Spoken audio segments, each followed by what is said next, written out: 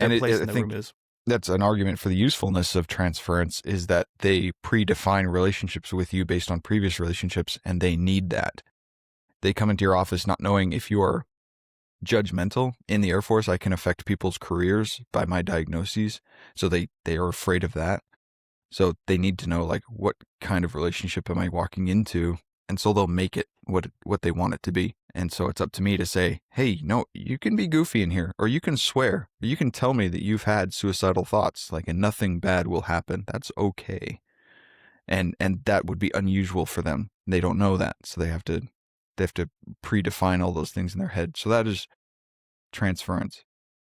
And then on a relationship level, like outside of the therapy room, it's you're with your partner or your friends, and there's something you want to say, but you're afraid they're going to judge you for it because you were made fun of for it when you were a little kid. And so you hold that part of yourself back.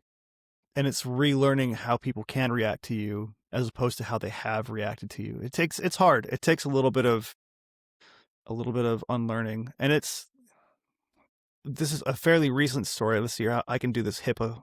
How HIPAA can I make this? I have a client who had a very contentious divorce, and every time he has gone to court, he's had the same judge, and the same judge has just absolutely obliterated him. And there's no room for any kind of anything else. He just went, the same judge showed up again, the same judge did nothing.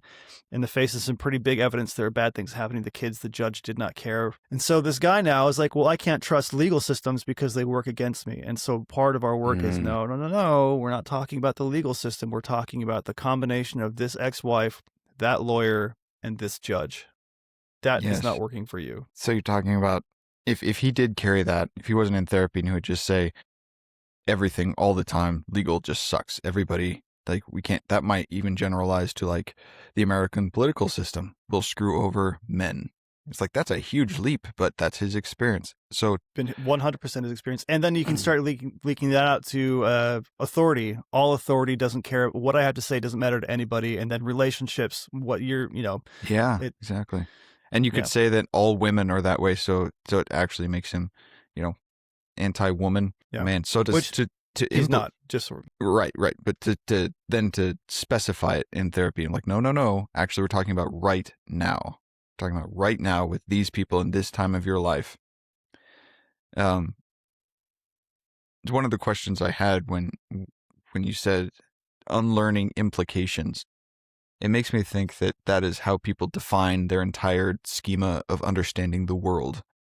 You learn, like, good decisions come from experience and experience comes from bad decisions, that kind of thing. So if we're saying actually those experiences were understood incorrectly, are we challenging their whole vision of the world? Like to say, well, I guess that's what therapy is, isn't it?